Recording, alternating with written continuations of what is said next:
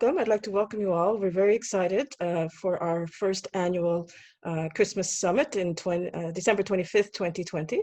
And now we'll be talking to Emily Katz. Emily Katz, her talk is called Uncovering the Hidden Potential in Life's Challenges. And Emily Katz is a consultant, professional problem solver, and aspiring change maker.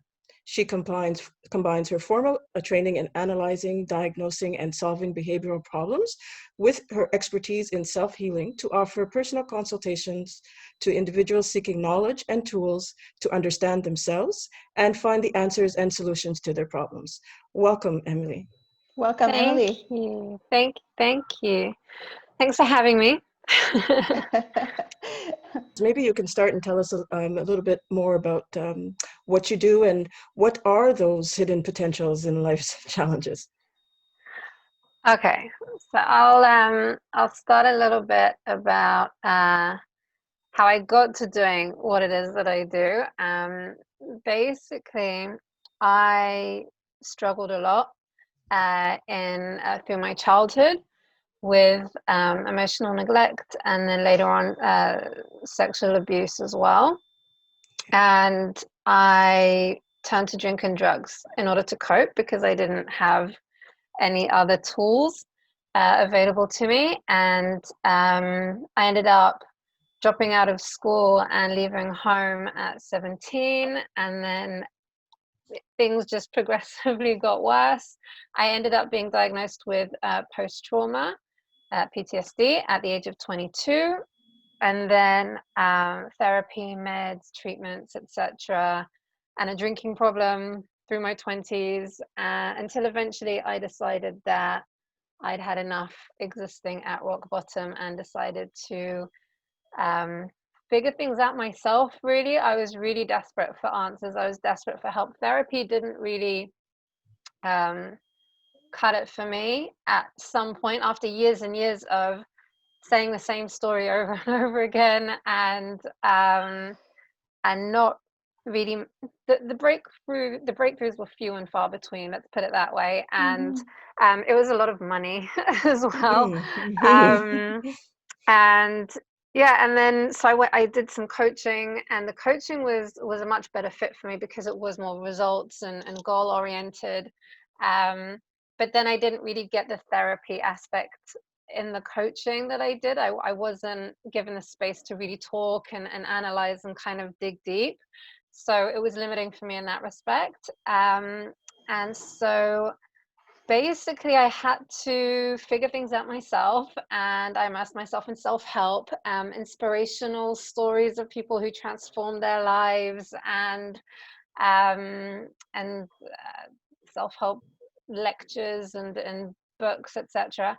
And then I found yoga, and then I got sober very quickly. About a month after taking up yoga, I got sober. Wow.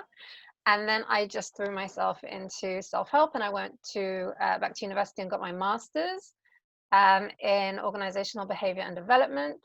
There I learned how to analyze, diagnose, and solve behavioral problems within organizations. And basically I realized that I could take that and combine it with my self-healing journey, expertise, experience, because I became a little bit of a behavior buff. And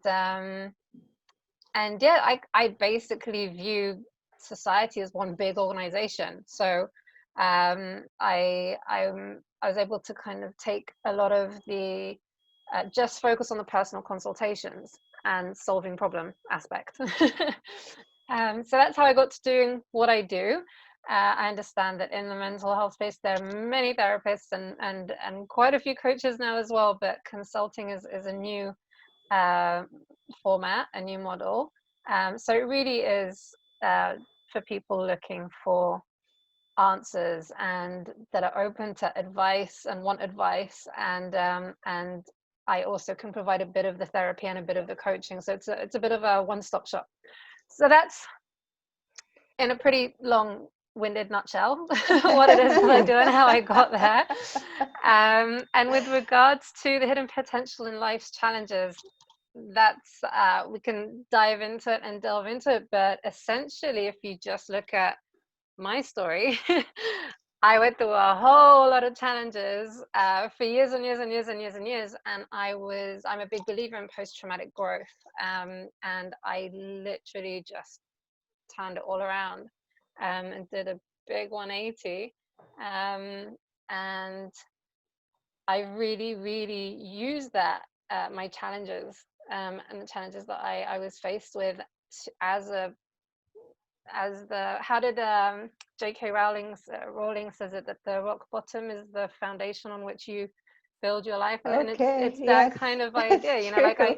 I used all these challenges, and that became the foundation of my learning and my growth, you know, trying to understand myself and figure things out. And when I realize why I did the things that I did, it also helps me understand why people do what they do, and then all kind of falls into place. And yeah. Oh, Well, this is awesome. Go ahead, Sandra. someone who's, I've spent, a couple of decades working in the mental health healthcare system. And what you're saying, in terms of the shortcomings of the systems, and when you work, like in healthcare, and the traditional model doesn't always work for everybody. And it sounds that, you've managed to turn your challenges into strengths, and melded, your experiences and the things you've learned along the way to develop something that can be very beneficial to a lot of people who have found that the traditional way hasn't worked for them. Well, yes, that's my I keep having to pinch myself because I didn't really dare dream that I would ever get to this situation or this place, so I'm still adjusting and taking it all in. But yeah, I mean, at the end of the day, I saw a need. I had an issue that, it didn't, the solution didn't exist when what I needed was a one-stop shop, a bit of everything. I wanted the therapy, but I also wanted the coaching, and I also wanted advice. And neither therapy nor coaching are trained. They're told they're not allowed to give advice. Beyond that, there's also very, very strict boundaries on the role of the therapist. I think the coach, it's a little bit less restricted and a bit less of a boundary, but definitely in psychotherapy. And I understand why there is this boundary, but the patient has to spill everything, and it doesn't have to, but is very, very vulnerable, and That's kind of what you are shares paying everything. for, right? It's like you Yes, go and you spill everything. exactly. I just want to get it all out there, but the therapist isn't allowed to, doesn't really share anything about themselves and their private life. And for me as a patient, that was a little bit challenging. Like I struggled a little bit with the lack of equality, I guess, in that dynamic, in that relationship. And I understand why it's there, and it is for the safety of both sides, and I 100% get that. But I do think that there comes a point in someone's journey, or in their growth, or in their self-healing, where they want an equal, and they kind of deserve an equal as well, in that kind of respect. So for me, that was a little bit limiting as well. And so I'm just happy that I'm found myself somehow getting to a point where I can offer this, because it's something that I really wanted and needed. This is really great. Of course, one thing I would like to tell people is that I met Emily, the self-healing consultant, in one of the Facebook groups for PTSD, because I am also a survivor of post-trauma, and we connected from there. And Emily sees everything as like every challenge is a lesson to learn. There are no failures in her book. So how do you think about challenges? How do you readjust your mindset, or to bring it to become something you learn? It's not a failure. Yeah. Okay. So firstly, it's a practice. It's literally retraining the brain to view things in a new perspective, the guiding question would be, is there an alternative perspective to what's happening? Is there another way to look at it? And that's like the main question. I advocate approaching everything in life with curiosity, so like question everything. So I question my thoughts, my beliefs, my behaviors, my reactions. Again, it's a practice, but eventually I've gotten to the point where I really, whenever I get triggered, i.e., I feel angry, I feel frustrated, I feel very emotionally reactive to a stimulus, to an event, then I question it and I explore it. And essentially, it's actually become quite exciting for me when I get upset. Because when I get like really upset about something, obviously the first initial is just being upset, but quite quickly I then am like, oh, okay, what's going on? What's going on here? And I explore, and yes, and I swear it's treasure. It's literally like gems are lying under our anxieties and our fears and our pain. And it's again, I think it's important to state that the challenge in itself needs the validation of being a challenge and being difficult. I'm not trying to like devalidate, someone's adverse kind of reality and what like that. That's not what I'm saying. I'm saying that when also in childhood doesn't apply. Childhood is a separate thing. I'm talking about as an adult, when you're struggling with your kind of day-to-day challenges, then this is something that that I use as a tool to try and see what's going on. There's there's a book, I haven't read it yet, but I have like heard a lot about it. The Wisdom of Anxiety, so for example, or Dr. Gabor Mate's When the Body Says No. All these kind of books and really big, important thinkers and healers of our time that are basically saying when something is challenging, if it's an emotion, if it's a physical kind of pain, whatever, there's something under there to listen to address, to pay attention to. That I believe that emotions serve a purpose. Otherwise, I don't think we would have them. And I also think that if we don't listen to our emotions, then if we suppress them, then they manifest. Either they erupt or they will manifest physically, and then physical manifestations as well, disease, and even if it's like a rash or a tremor, whatever it is, there's usually an underlying issue that needs to be addressed, and getting to the root of it. And very often it's emotional, and very often there's something there that we can learn from it. Emily, you raised some very good points, even in terms of when you said this doesn't apply to childhood, which for sure, but how without us sometimes even realizing how we know that childhood shapes us as adults, but sometimes people get stuck because when you're a child, you don't have much control over what happens around you. And, those core beliefs or that feeling kind of persists, and people kind of act as if they were still there, especially with trauma. And when you talk about triggers and that whole thing of, and like you said, it takes time, it doesn't happen overnight, but you are a testament to the fact that it is possible, right, of trying to sit with things with a curious mind, and see what is discovered behind that. Yes. I would also add to curiosity, another one that I advocate is compassion as well. I think that once we often it's very hard to grow when we struggle with guilt and shame. And I think guilt and shame are two very, very big emotions.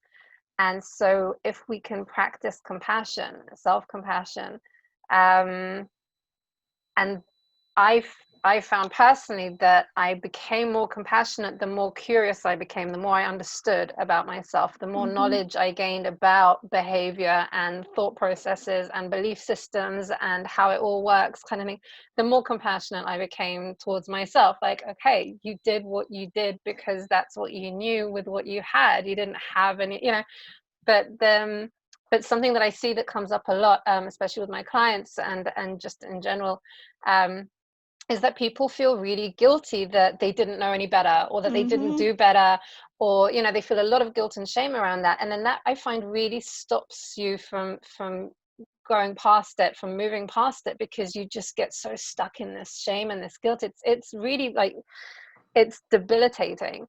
And I mean, the way I say it is would you feel guilty for not knowing how to drive a car? If you were never taught how to drive a car, would you feel ashamed? Would you feel guilty? Like, no, you just were never taught. So why, and it sounds so like silly and simple when it's in those terms, but I think we're socially conditioned to feel guilty if we do something wrong, and if we don't know any better. And so I think with regards to growth mindset, especially in facing challenges, is also approaching it with compassion, and yourself with compassion. And so that's also, things take time. Be compassionate about that. Be patient with yourself. Say, it's also very debilitating when you expect to go from A to B overnight. Then it's overwhelming. I want it all figured out, and I want it all sorted out, and this challenge, I want to overcome it straight away. Like, I want it to be over, I want it to be done. Well, it will take time, to kind of work through it, more often than not. Yeah, you are bringing really important point there, because a lot of people cannot switch their mindset to growth or to learning because they are afraid to face themselves, right? Afraid to ask questions and discover that they did not do the right thing, and compassion in this case is really important. It's like, it's okay if you did not do the right thing. Most likely you haven't learned it at the time, and now it's time to learn it. Now, if next time you do the same thing, now that is probably a problem, but it's okay. Be compassionate and search for the learning, the lesson. And I mean, how do you approach that with your clients? You said that about a car. Let's say if you haven't driven a car, or you haven't learned how to drive a car, then of course it's okay, you do not know it. Let's say you are new to driving a car and you made a mistake in parking. Like myself, I'm new to driving a car, and I made so many mistakes, and sometimes it feels like, oh my God, I'm so dangerous, to myself. But I mean, again, we need to practice that compassion.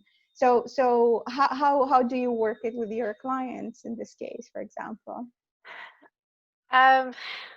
It is a tough one, because you really need to overcome this social conditioning, or this limiting belief that I need to figure things out, I need to know how to do it straight away. But I mean, the way I really like metaphors and analogies, and I think that I'm also a very visual person. So when you kind of personify something, or when you like the car analogy. So I would say, we've basically been given Lamborghinis, and we're trying to drive around in these Lamborghinis, and we're crashing left, right, center, or we're either going really, really, really slow and really scared and terrified, or we're like, making mistakes. And I think that it's a really hard ask, and the human system, mind, body, emotion, is the most complex machine known to man. We still don't understand how much of it works. So why would you expect to know how to maneuver and navigate it, and like use it?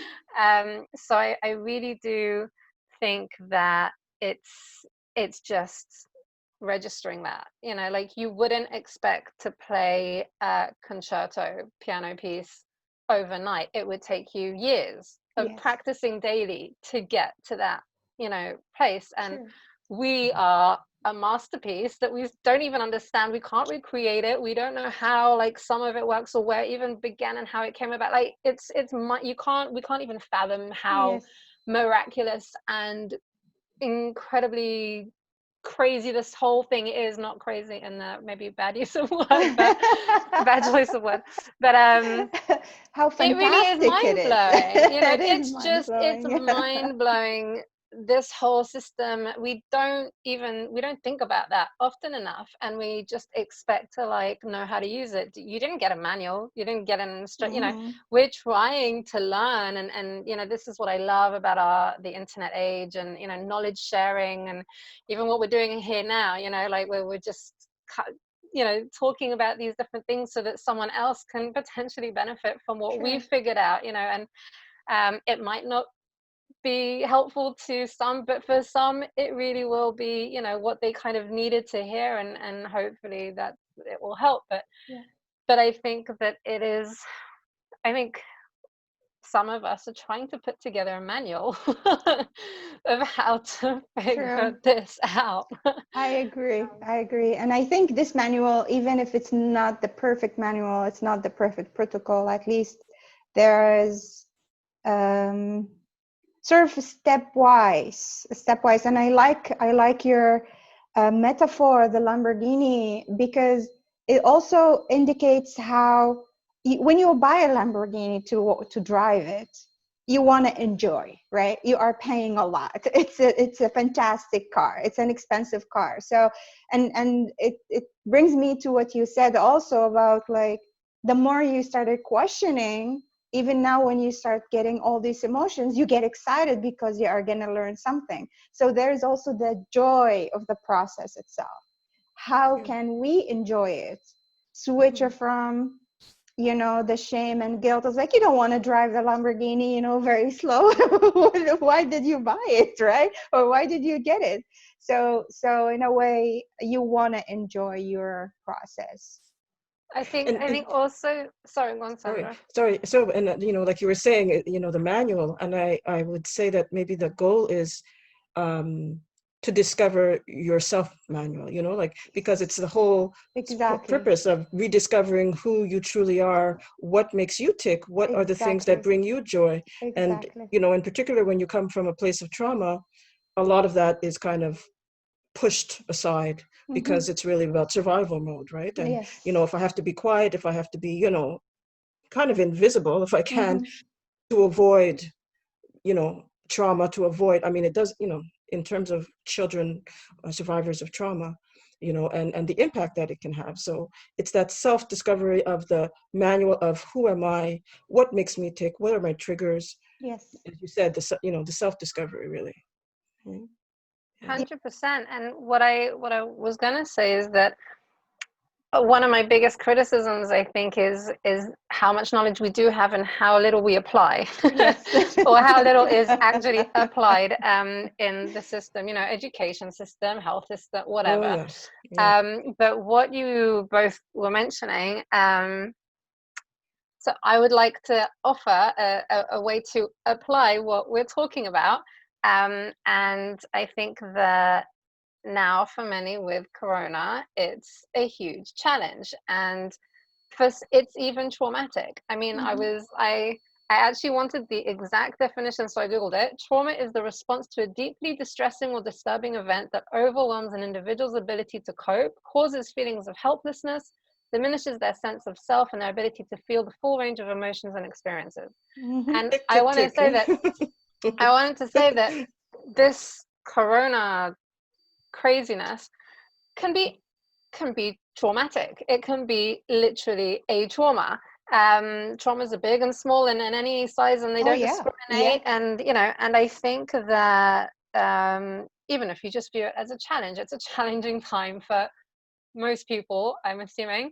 Um, and I think that it could be for many an opportunity to look into themselves, look inwards, take this time that we've been forced into having with ourselves, and instead of focusing on the isolation and on the social distancing and on the I'm alone, you know, to look at it as a suggested an invitation for a perspective shift. I have all this free time now to focus on me, to learn about me, to rebuild a relationship with myself, to discover who I am and, you know, who I really am, and underneath all the social conditioning and the generational trauma and God knows what else that we carry with us, most of us. And so I do, from day one, I saw it as an opportunity. I really, really did. And that's the way I approached it. So yeah, I think that it is potentially for many, many people an incredible opportunity to go inwards and, you know, learn to grow, essentially. I would say, actually, it's a very good point you brought. Trauma, at least to put it very simply, trauma is anything that makes you feel almost helpless.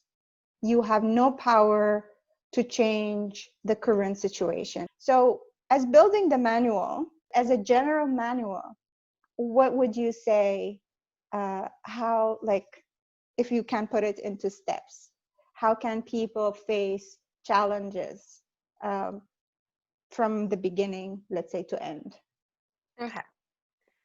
So in 5 steps. Okay, beautiful. Yes. I'm just finishing off my e-guide. Okay, so 5 that's steps. awesome. Commitment. Uh-huh. Make a commitment to yourself. You're rebuilding a relationship. Like any relationship, it's a commitment. Mm-hmm. Commit to showing up for yourself. 2, curiosity. Approach everything with curiosity. Question everything. Explore. Get curious. Embrace curiosity. 3, compassion, which I mentioned as well. So approach yourself with compassion. Often, our inner worlds spill out or project outwards. So if we are unkind to ourselves, critical, judgmental, we're often also, you know, that can often project outwards. When we work on a relationship with ourselves, it will have a ripple effect outwards, and it will improve all the relationships that we have outwards as well. So commitment, curiosity, compassion, communication. We are not really taught to correctly communicate with ourselves. So that also ties into the self-talk, but also to listen to ourselves, to our bodies, to our emotions, how to regulate our emotions if we're feeling anxiety and whatever, not to ignore it, not to numb it, not to distract ourselves from it. To breath work, for example, is a very simple 3 deep belly breaths when you feel yourself getting stressed, and just kind of ground yourself again, come back to the present, drop in and say, get curious, what do I need? You know, compassion, like you would with a child. Like if you see a child freaking out, you wouldn't try and like shut it up or like, you know, get rid of it or do something or ignore it. You know? But this is what I'm saying. And we treat ourselves, yes, you know, we're quite self-abusive. And so, sure. You know, if it was a child freaking out and crying, whatever, you'd be like, you know, you'd hold it, you'd hug it, you'd sit with it, you'd sit with the child, you'd say like, what do you need? You know, like what, you know, what's going on? So learning to correctly communicate with ourselves. And then the 5th one is creation. So creation, visualization, manifestation. We can create the reality in the world that we deserve to have, and what we give our attention to, we give energy to. So instead of focusing on what we don't have and what we don't want, to focus on what we do have and what we do want. So that's gratitude practice, that's, you know, visualizing where we want to be, and you know, visiting that future self daily. You know, when I get stuck, I ask my future self, you know, oh, how did I do this? And what did I do? And how did I do to get there? And we have the answers. It's just learning to connect. Connection should be another C, another one, but never mind. It's kind of implied with all the others. So it's in the communication, yeah. sort of, right? So that's the 5 C's, the 5 steps that I've that I've decided to use in Beautiful. my model at the moment. Beautiful. That's commitment, curiosity, compassion, communication, creation. Thank you very, very much, Emily, the Thank self-healing you. consultant. Well, thank you so much. It was very inspiring. We look forward to maybe connecting again. Thank you.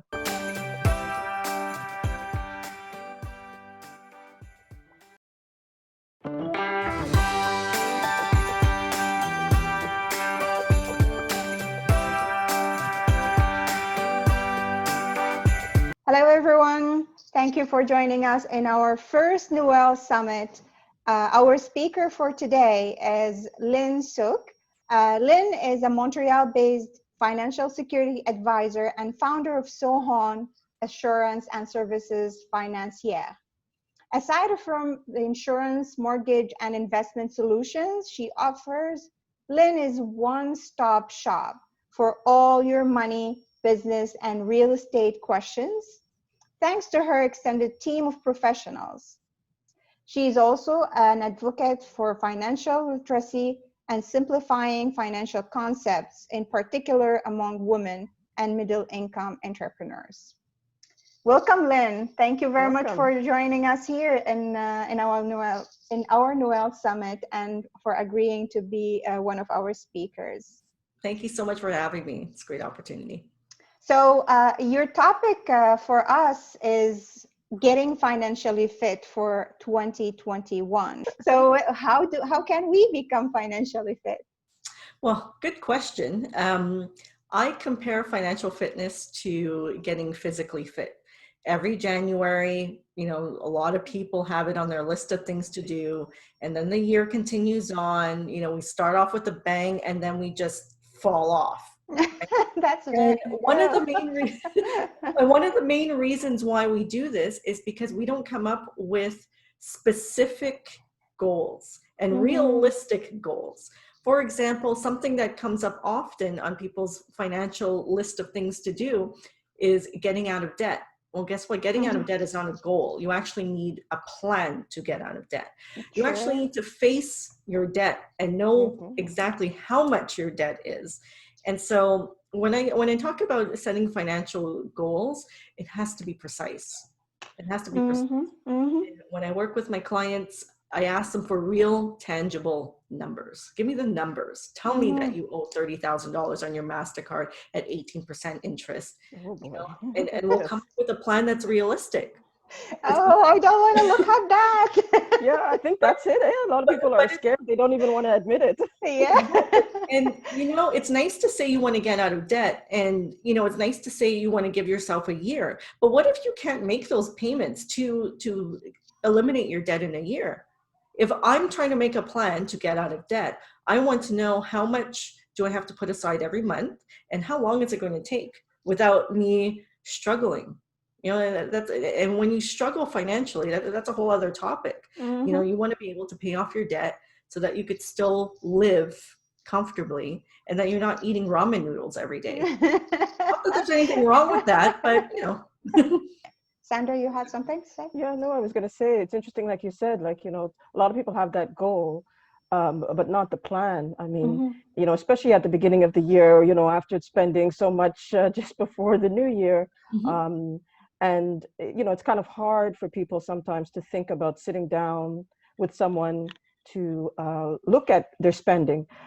What are some of the things you would say to someone who says well, I don't want to look at it, or, I don't even know how much I spend, for example, or what's the first steps?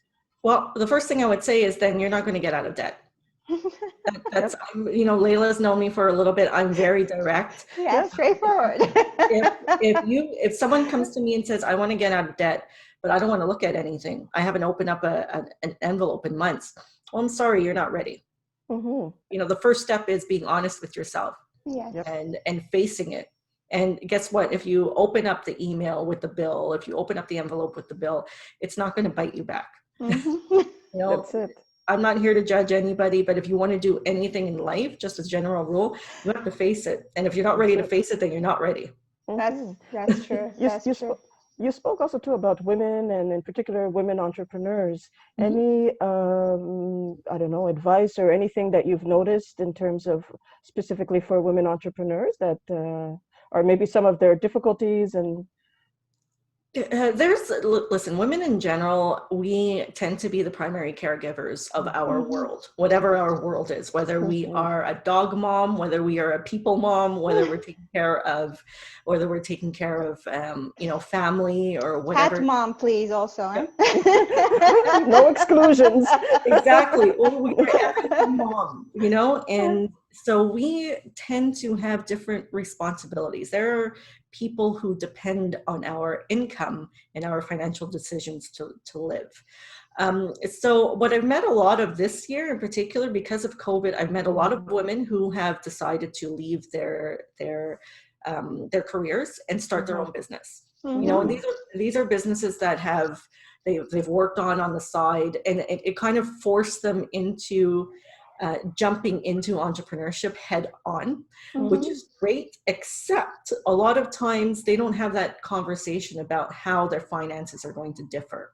So every time I see a post online of a mom, and particularly moms who announce that they've left their job, and there's such this freedom, this feeling of freedom that I've left my job and now I'm a full-time entrepreneur. Me, the financial advisor side of me is like, oh, I hope they know what that means, right? Because I'll give you an example. One benefit of being an employee is that all your deductions at source are taken care of. You get your paycheck and it's net of everything that you've worked for. Right. It pays into employment insurance. If you have group benefits, that's all done for you. But when you're an entrepreneur, you have to do that yourself. So a lot of times I see this transition happening, and nobody actually sits down and has that real talk with them on what it means to transition from being an employee to being self-employed. And there are big financial differences between both of them. You also need to know how much you need to live. That's something that a lot of people don't. Men and women don't sit down and calculate. If you decide to become an entrepreneur, great, but you have to live. You still have bills to pay. What's a minimum amount of money you need to bring in per month in order to cover your necessities and your bills? A lot of people can't answer that question. I wish I met you before I started. Well, instead they post on Facebook or on Instagram that now they're an entrepreneur. I mean, it's great and it sounds great, but there's a lot of planning behind it that should be done. And if you didn't do it already, it's not too late, but you have to start somewhere. Agreed. Yes. And one of the other things, what other things, as you said, financial fitness, one of them is to be out of debt or to pay your debt. The other thing is probably, as you mentioned now, is to plan. Basically, if you want to have a change of career, what are your finances? What else you can tell us about this financial fitness? I want to learn now. A couple of other things that come up with women is they want to learn how to invest. Where do you even start? So I am in the new year, I'll be starting a workshop on that. It'll be probably the first Friday or Saturday of the month. I haven't decided yet, but I will be offering a workshop on investing 101. And, even before you take some of your money and invest, again, there are certain steps you need to take. You need to know what type of accounts you're going to open up. The type of account you invest your money in will determine how you're taxed when you take that money out. And these are questions even before deciding on how you're going to invest your money. These are things that you have to think about even before you get into that. So that's usually something that comes up when I speak to women buying a house or getting into real estate investing. Again, I work with tangible numbers. So if you tell me that you want to buy your first house next year, I'm going to work out a plan for you to see if you can actually do that. And a lot of times people are surprised that, they might have to wait an extra year. And that's okay. That's okay. These are the numbers. Can you afford this? If you're someone who takes 3 vacations a year and you're at your limit, if you want to buy a home, are you willing to give up one of your vacations? You know, and these are all personal questions that each individual person will need to decide. I can't decide that for you. I could just show you the plan, the numbers, the reality, but at the end of the day, you're the one who's going to decide what type of life that you want to live. And it's interesting, you know, because in that way, then, you know, it's a very individualized plan, right? So that's the benefits of dealing with, you know, somebody like you, because it's tailor-made. Yeah. Tailor-made for that person. Yeah. Exactly. Because money is very emotional. Mm-hmm. You know, I will spend a lot of money on certain things, but I will cheap out on other things. You know, you, Sandra, will have certain things that you'll spend money on, but other things, oof, no, you know, and same thing with Layla. Everybody has their little quirks when it comes to money. Sure. I'm not here to tell you don't do that anymore, but realize that if you do that, then you might not be able to do this. And it's really painting the reality of your relationship with money. Okay. It's my first time, honestly, to understand what a financial advisor then. A lot of financial advisors don't even know what financial advisors are.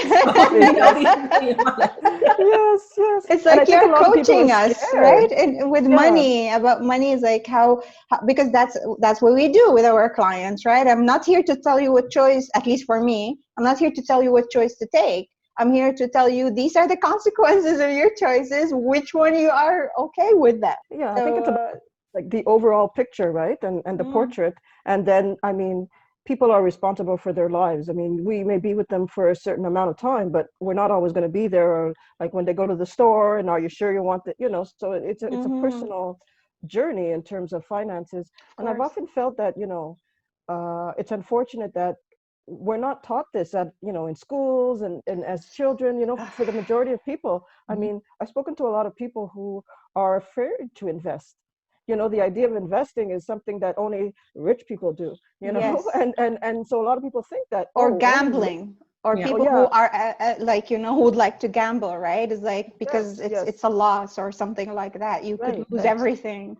Yes, and only rich people go to see financial advisors, you know.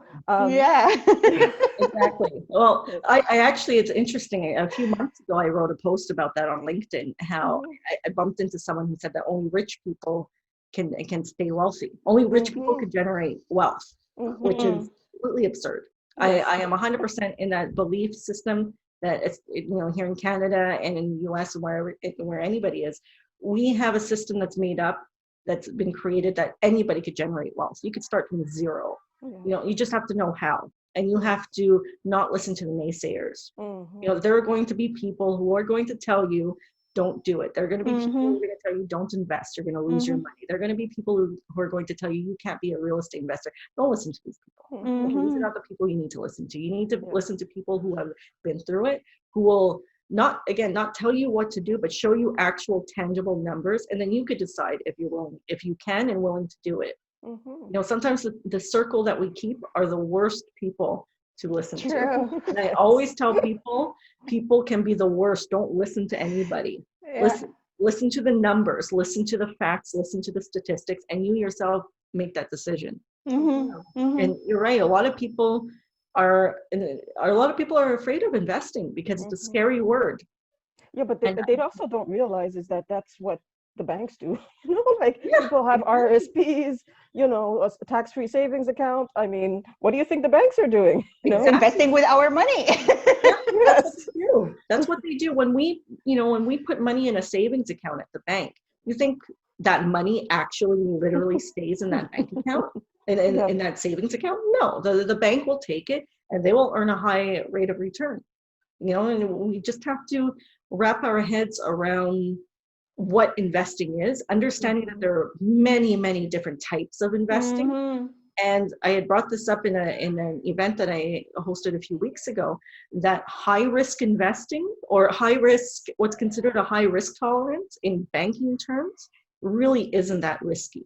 And if someone were to just sit down and explain to you what it means to have a high risk tolerance, you would say to yourself, oh, that's not so bad. You know, and it's just a matter of being financially literate and meeting someone who will be able to explain it to you in simple layman terms. You know, I'm in this industry, and every transaction that I do is a mountain of paperwork. And you know, every time I do it, I know that it's done on purpose. No one's ever going to sit down and read a 30-page prospectus. It's true. Nobody's ever going to read this stuff, and it's almost as if it's done on purpose, because it probably is. Mm-hmm. Okay. So as an investor, I mean, you do also give advice on investing too, right? Yeah. As a financial advisor. Mm-hmm. So how do you give advice on investing? What would be the advice that, for example, you are going to give us if we want to invest, let's say? Well, on a professional level, I'm only mutual funds licensed, so I'm only able to talk about mutual funds and ETFs that are categorized as mutual funds. Yeah. But one of the first things that I ask clients is, when do you need this money? Okay. And that will help me determine what type of investment we're going to place what type of investment you should use.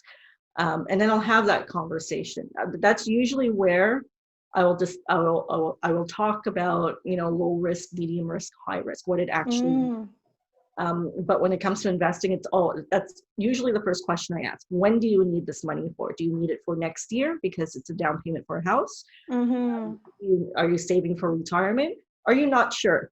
Because sometimes you're saving, but you don't really have anything in particular that you want to spend the money on. That's fine as well.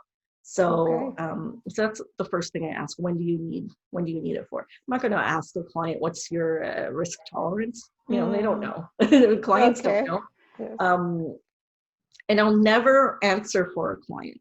A lot of times financial advisors, and I've personally seen this, financial advisors will fill out a risk tolerance questionnaire with a client. It's mandatory. Anytime you do an investment, you have to fill out a questionnaire, and they'll kind of guide you to answer a certain way. I have seen, it's been done on me, and I never walk into a bank and say, I was about to say, it happens a lot. Yes, I shouldn't have to do that. I shouldn't have to tell an advisor at an institution that I'm a financial advisor. I really shouldn't. I'm a client. I'm Mrs. ABC. So serve me as such. But oftentimes advisors will guide the conversation in a certain way so that you as a client will answer a certain way, so that advisor will place your money, into a low risk investment or a medium risk investment. And so I will never answer those questions for the client. What I'll do is I'll start off with an explanation and then give the questionnaire. Because I don't know if you've ever done a risk tolerance questionnaire. Yes. The questions don't make sense. Yes. I mean, they really don't. They really don't. But they're designed in a way so that you as the investor answer a certain way. Okay. That's very interesting. But I mean, according to what you said, and correct me if I'm wrong, the high risk investment is not really that high risk, right?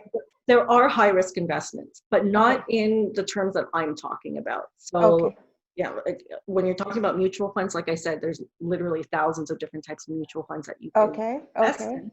These funds, generally speaking, are not risky. Again, you have to take into account when you need the funds. So something that's high risk, on a scale from 1 to 10, if it's a 10, if you need the money next year, I will not place your money into something that's high risk. There's still a risk involved, but not as high as we think it is. Not as high as they want to make it out to be. Okay, but that is interesting. Now, if I want my money next year to pay for you are not going to use the high risk? No, because you need it for next year, just in case anything could happen. Like right now, now. That's very interesting.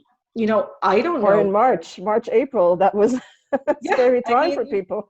Exactly. We didn't know that COVID-19 happened. So if I was, let's say in 2019, about to retire, and all of my money was sitting in high risk, funds and a lot of stocks, I would have lost my mind, because there goes my pension money, there goes my RRSP money.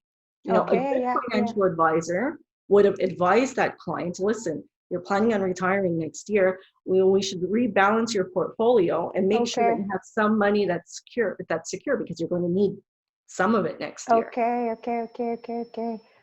That's I'm getting a little bit more understanding. Thank you for that. literacy, we really need these things. Yes. And I'm not using any big terms. It's Right. just, Yeah. In banks, they don't necessarily break it down for people, it's kind of like they kind of try to guide you. And, I think you made a good point, Lynn, in terms of, what is a financial advisor? People think that when you go to the bank, oh, this person is there to advise you and has your best and interest tell me in the all of best this. thing exactly, and I will just listen to everything they say. I'm gonna Right. do it, basically. But they're not necessarily going to sit down with you and really go through it. Like, I mean, I've seen advisors at my bank, and they've never gone through like, okay, what you're spending, what you're this. They've never looked at the whole portrait. They're just like, buy this. I don't say buy this, but they're trying to gear you into something, as you said, guide you in a certain way. And Exactly. I'll just tell you personally from myself, with this pandemic, I took the opportunity because I don't know if it was in 2008 when there was the last recession, and I said, oh, this is a good time to invest. But I didn't do it because I was afraid. Honestly, I didn't know how to do it. I didn't know where to start. And I said, I'm not doing. And now when this happened, I said, oh, this is the perfect time. And, I kind of did some research and tried to find things out and talk to people. And I got into the market, and yes, and the thing about it is what people don't realize, depending on your how comfortable you are, there's different ways to do it in terms of investing, but you don't necessarily have to do it through a bank, but your money is still as protected or not protected as it would be in a bank. And that's the thing, like that whole thing that we were talking about, as people think like, oh no, invest your money at the bank, don't invest it anywhere else, because what they don't realize, it's the same, it's same road, right? Except in a different way, right? But it's exactly what people don't realize is that almost all financial institutions offer the same products. There's not one bank that's better than the other. There's not one insurance company that's better than the other. There's not one financial institution, mortgage lender. In Canada, the federal government doesn't allow for competition, and that's a whole other discussion. But, no matter which bank you go to, they all offer the same products.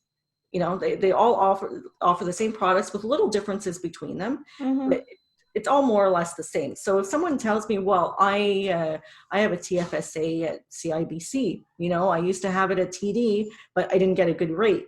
Well, you could have, you just had to change the type of investment. And they all offer more or less the same products.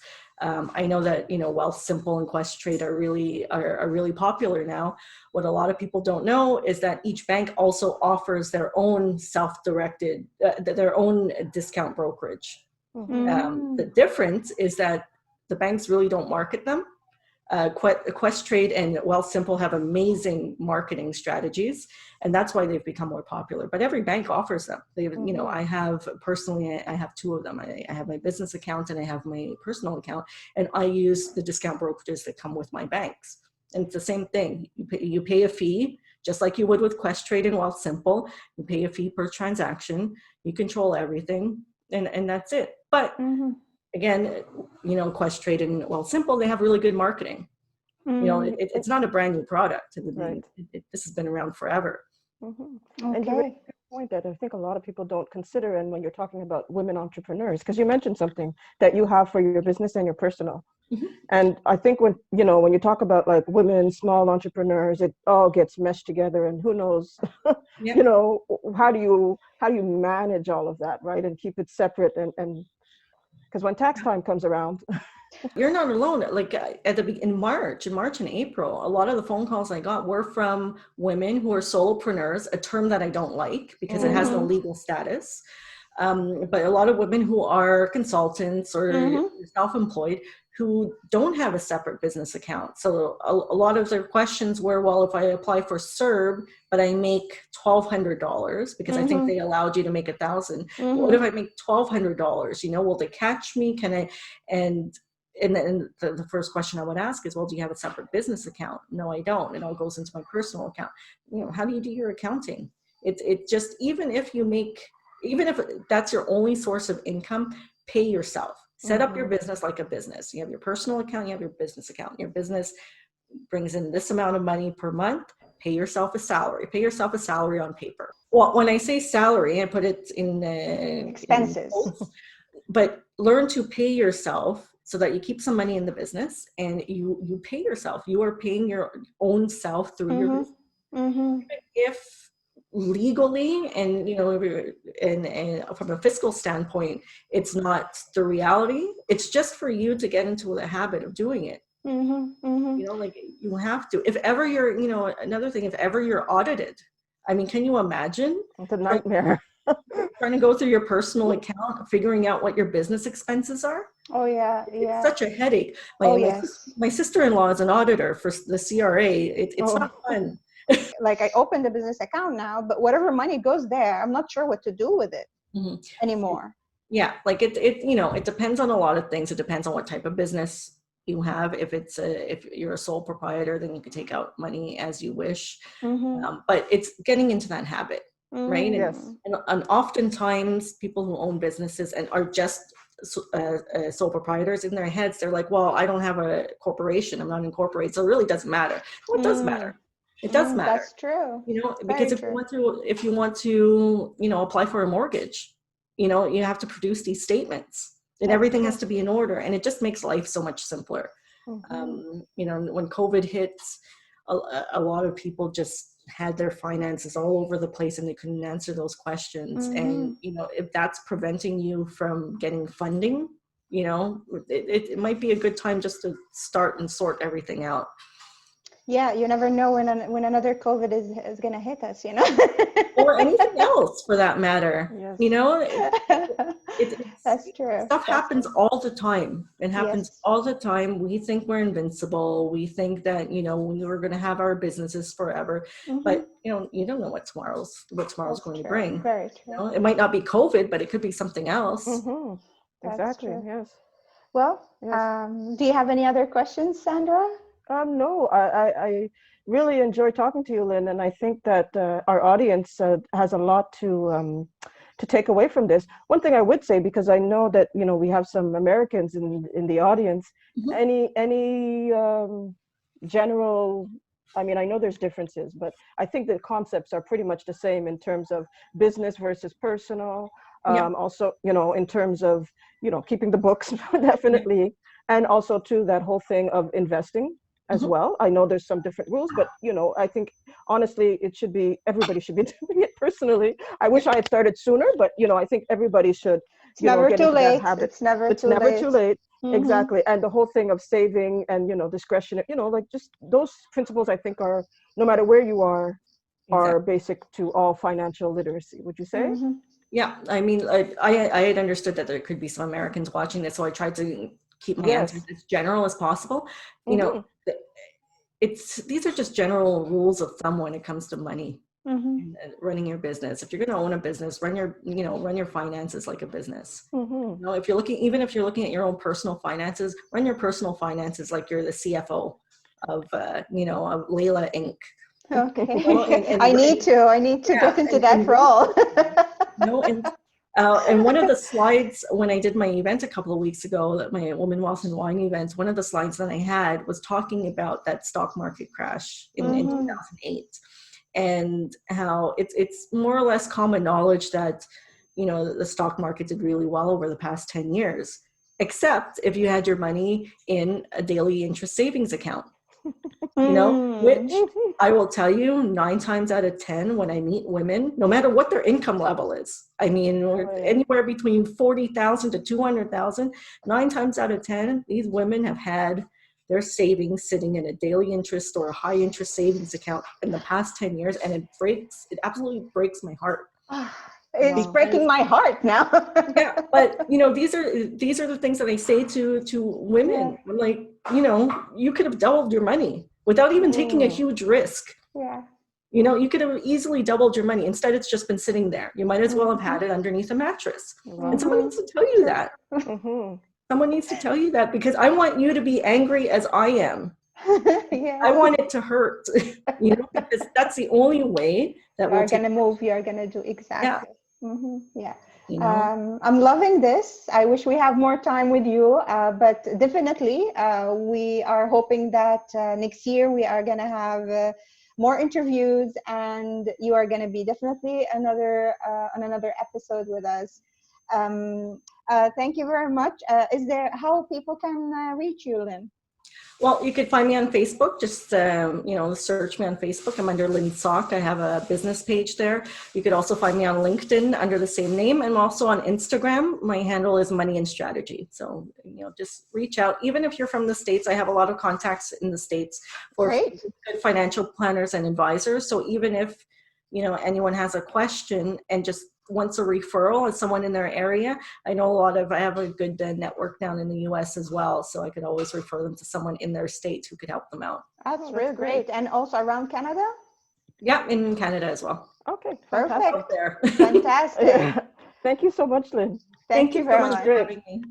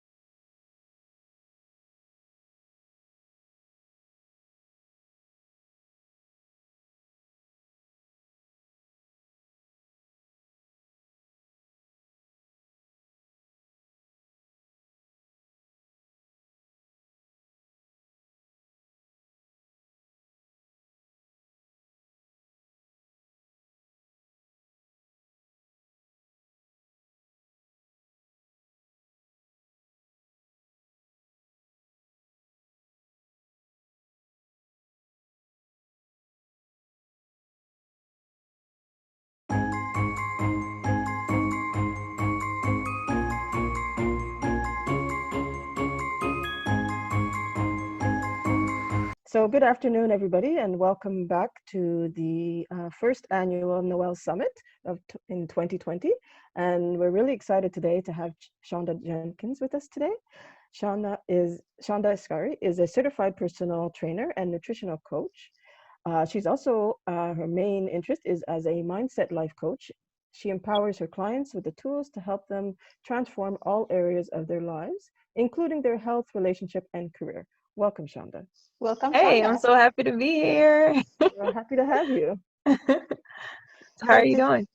Good. We are good. How are you? I'm doing good.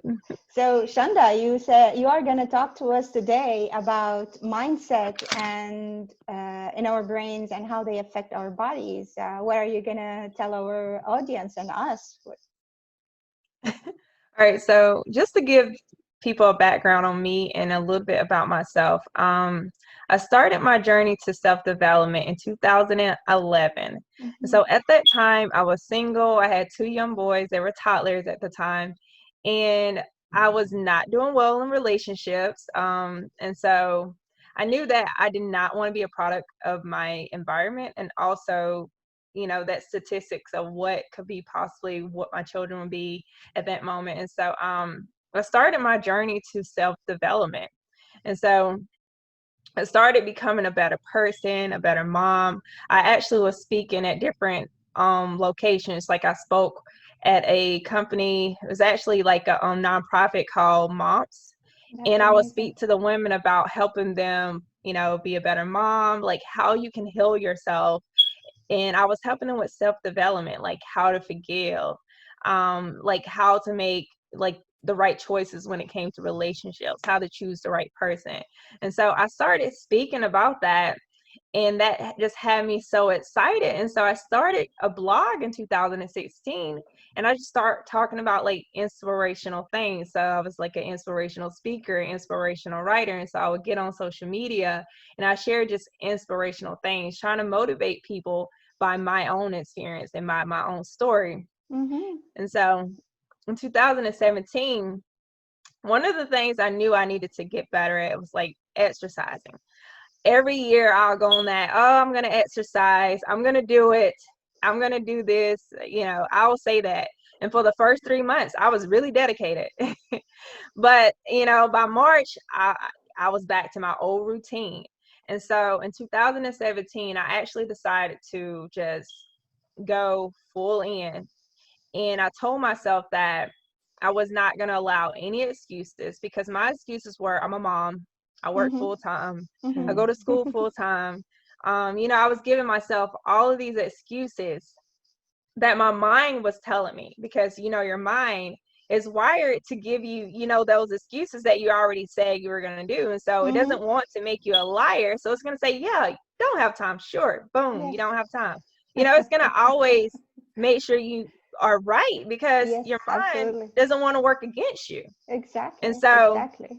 those were excuses I was giving myself. And I say, you know what? I'm going to eliminate all those excuses. And I decided that I was going to work out every single day. And someone might be thinking like, wow, that's crazy. No, because I wanted to prove to myself, to my mind, because, we have our internal representation. Our mind is wired a certain way. And so when we have those same behavior patterns, they're stored. So in order to make a shift, you have to actually work against yourself.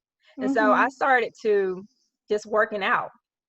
Every single day. We're on vacation, I was working out at the gym. I found out wherever the gym was at the hotel. I went to it and I worked out. And so my workouts was about 30 minutes, because my thing was, I don't have time. I said, well, you got 30 minutes. And so I started working out for 30 minutes, 30 minutes every single day in 2017.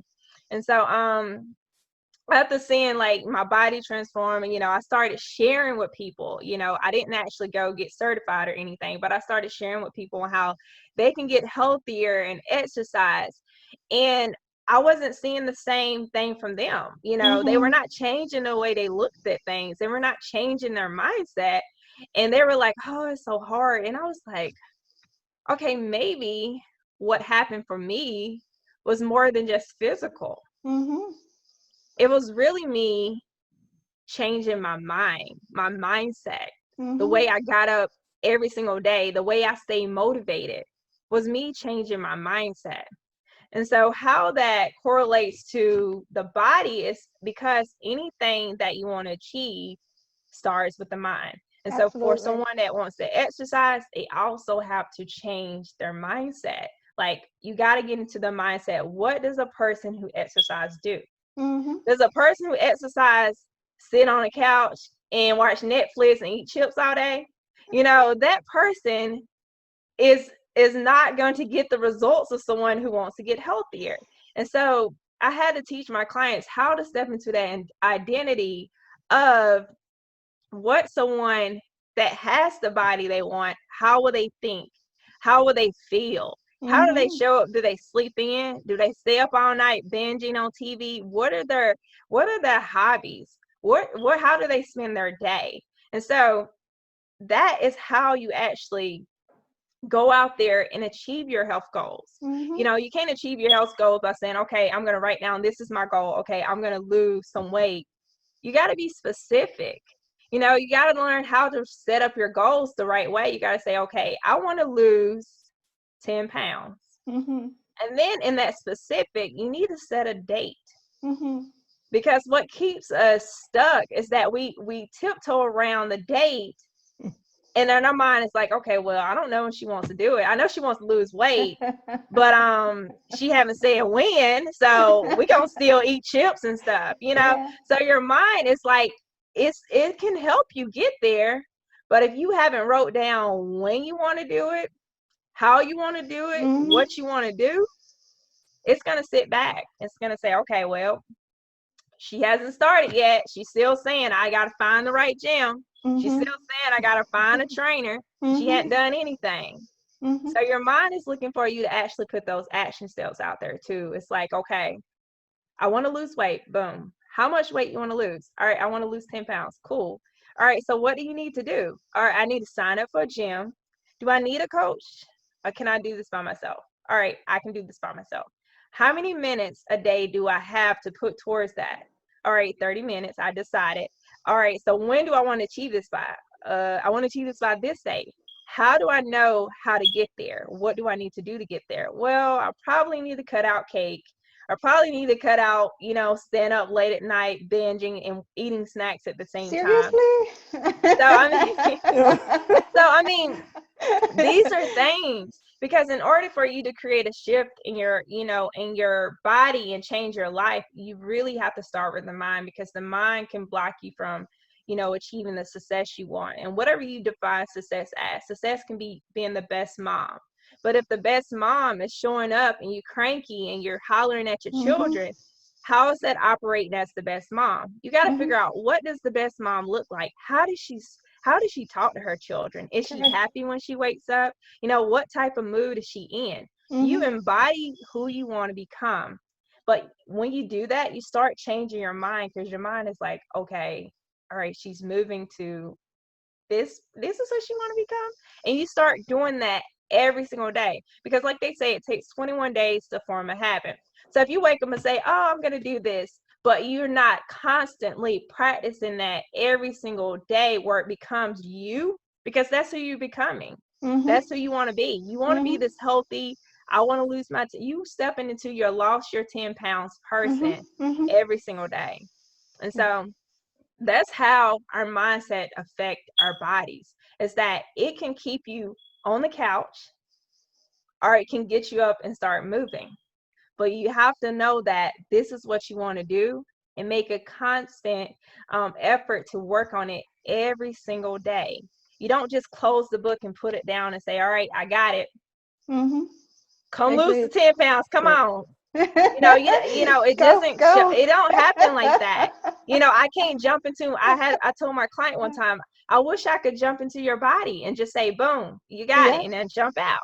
But if it worked like that, it will be here. If you can't have the same habits and expect different results. But they call it like doing the same thing over and over and expecting a different results. That's insanity. Yes, that's an So think about it. Yes, when you say you want to lose weight and you want to get healthier, or you want to create success for your life, whatever that is, you know, however you define it, you cannot show up as the same person. Because if you were going to show up as the same person, then you already have the success you want. Yes, You that's won't very be trying to create the success that you want because you already have it. So you have to change your physiology. You have to change your mindset in order to have the results that you want to show up in your life. You have to step into that person to become who you want to be. And so our mindset is very important. So Agreed. Especially, like, I would say, not only for losing weight, but also for accepting ourselves. I mean, I know myself, I had an issue with actually eating. I was like afraid of eating because I'm afraid to gain weight. And I was always looking at myself as being not good. I'm always looking at myself as, no matter how much I lose, I'm always like looking at myself as being, actually overweight, right? And I know someone who I talked to someone also who said the same. It's like she was anorexic, but at the same time, in her mind, her hunger, her anorexia was her friend, because she was afraid of food. And only changing the mindset, as you said, changing that we accept our bodies, we accept our reality, who we are, so we can change into becoming the next, or what we want to be healthy, right? It's like, what is healthy for you? Is it to eat, like, it is always to eat good food. It is always to think good about yourself. If you need to lose some weight and do exercise, then that's what's healthy for you. But even if you don't need to lose weight, doing exercise is always healthy. And not exercise for the body only, but also for the mind. So just like you said, it's like mindset is all around us. Whatever success we want, and even when we reach success, right? Now you are successful. Would you stop? No, right? Shunda, you are not going to stop. Sandra, you're not going to stop, because there's always another level of success you want to reach. You want to keep where you are. And that's why you keep at it, because the muscle, and I love what you said, your brain does not want to make you a liar, right? It wants to prove what you say. So your brain is there to help you. And then, but you need to teach it.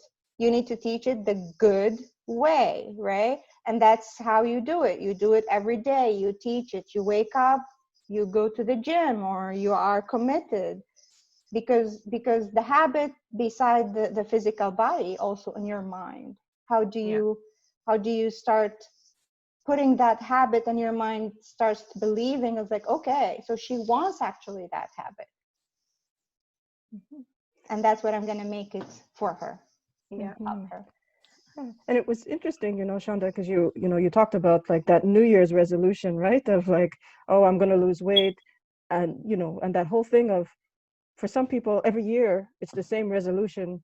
And as you mentioned, like by March, they've stopped doing it, right? And they kind of don't set the intention, like you mentioned, like, okay, I want to lose weight, but how is that going to happen? Exactly. What is my plan to make that happen? And what do I need to change in my habits to make that happen? So that other step is kind of missing, in terms of like, and also too, it's like, well, why do you want to lose weight? Because also too, if the motivation is not there, then it doesn't help, right? Like, I mean, what is behind that goal? And is that your true goal? Is your goal to lose weight, or is your goal to be healthy? So I think there's a whole lot of mind work that needs to be done behind just what our goals are, and what's stopping us. Because the thing is, if I said every year, oh, I'm going to lose weight, and every year I never achieve it, well, okay, what's going on that's preventing me from achieving that goal? And like you said, repeating the same thing over and over and expecting a different result. And also the practical time point. Like, I would like to ask you, Shunda, is like, how long it took you? You said at the beginning that you worked out for 3 months and then you stopped, right? You started giving yourself excuses. But then again, you wanted to teach your brain how like that, this is what the mindset you want. This is like Shunda, this is what she wants. This is like who she wants to be, right? So how long it took you to start seeing the results from working every single day. I mean, the results were, you know, to be honest, I was not paying attention to the results. And that's the thing. Whenever you want something in life, if you focus on getting there and you set your timeline, you will not have to worry about achieving it because you own your focus. Exactly. Focus on that, and everything every day you wake up, be like, okay, I'm exercising for the whole year. I did not need to lose weight. What was going on with me is that, you know, I was having trouble getting up the stairs. I was tired. Mm-hmm. And so it was more of a cardiovascular thing for me. And it's also more of a me just actually proving to myself that I need to keep my promise to myself. Mm-hmm. So it was more than physical. It was more like, okay, when you say you're going to do something, then you need to do it. Yes. And you need to keep your promise to yourself. So it was about me actually keeping my promise to myself. And my goal was to do it the whole year. And so when I got to December the 31st, 2017, I knew that Shunda achieved her goal, and that's where I was going. That's where I wanted to be. And so that's why you have to have a timeline, because when you completing that goal, you're focusing on, oh, I'm getting there. You know, I'm getting there. And so when you arrive to that day and you look at that day, you're like, oh my God, I did it. Mm-hmm. But if you focus on, oh, wow, it's not here yet. Oh my God, it's not here. Like the weight hasn't fell off yet. Yes. You focus on, you gave it a timeline, Yes. and you just focus on the action steps to get there. And so the reason why a lot of people continue to make the same choices is because, you know, a lot of things that they teach you as a personal trainer is only like on the conscious level. We are wired and we operate more 90% for the subconscious level, which are what operates us, you know, this is how we go around throughout the day. And so the way you blink, you know, the way you breathe, and the behaviors that were programmed in us when we were younger are what keep us at the level that we are. That's what keep us making those same choices. And you have to help that person change at the subconscious level instead of just on the conscious level, and understand that it's a behavior issue and that there's nothing wrong with the person. They just have to change on the subconscious level. So when you tell them, hey, write down your goals, and you know, you have to also be very clear when you're speaking with them and showing them how to do these things so that it can tap into their subconscious, and they're not just doing it on the conscious level, like, oh my God, I gotta do this. When they do it, they're like, I'm doing this because this is who I'm becoming. This is where I'm going. And so it's more than just the tools that they'll teach you as a personal trainer and as a health coach. Like, it's so much more, because now your clients are able to operate and not only transfer their body, but they can transform all areas of their life, their relationships, how they operate in their career, anything that they want to do in life. I love what you're saying, because basically the results you were looking for, not the numbers, really. It's more, the result is that I want to do this for myself. I want to keep my word for myself. And I give myself a year to keep this word for myself. It doesn't matter how my body is going to look at the end of the year or my weight. I know that in a year, if I do it every single day, the results at the end, I'm achieving it, because the result is keeping my word to myself. Really. Yeah, and that was my result. Exactly. Now, someone who wants to lose weight, then that result, of course, would be, all right, I lost the 30 pounds. So whatever their result is, will be that waiting for them at the end. But they have to just focus on those action steps. Like, I need to, you know, eat healthier, or if I'm doing this amount of calories, this is where my body is at a deficit. So I know that if I want to eat something bad, I know what I have to do to actually work that off. So it's really about them creating what is healthiness to them, and they're actually go out there and achieve it and give themselves a timeline to actually achieve it. So yeah. And one thing, go ahead. Yes, Sandra. Sorry, and you know, Leila and you too, Shunda, you had mentioned, which is a very good point. It's the whole thing of show up for yourself, right? Because for a lot of people, it becomes a competition, or, you know, what is the other person doing, or how much weight did they lose, or you know, and that's kind of self-defeating, right? Because we never really, well, very few people compare themselves to somebody who they feel is doing not as well as they are. They tend to, you know, focus on people who they feel or they think are doing quote unquote better. So, the only competition is really with yourself, from who you were and what you were doing, before, to what you've been able to accomplish now. Exactly. Yes. And one thing you said also, Sandra, is why are you doing this? Are you doing it to lose weight only and to be in a certain body, or to be healthy? Are you doing it because somebody is telling you you are fat, for example, or you are not healthy, or because you yourself, you want to be your best self, you want to be your healthy self? So that's another thing, is like what Shunda is saying, and what we are saying is, your mindset is about you. It is always inside of you. You have the answer, and it's only how you put your how to say, your results that you want to see, and give yourself a practical time. It's not like, oh, I'm going to lose this much so fast, this much weight, for example, in 1 month. Not everyone can do that. You will need a lot of sacrifices. So you need to also know what the sacrifices that you can make at each point, and keep them practical for you. And you can do it yourself, but you can always go to Shunda too. She's a personal trainer. So she can help you work on your mindset, and she can help you as a personal trainer and nutrition coach. So would you be okay with that, Shunda? Yes, I'll be okay with that. I'll be okay with helping them achieve success in their health. Yes.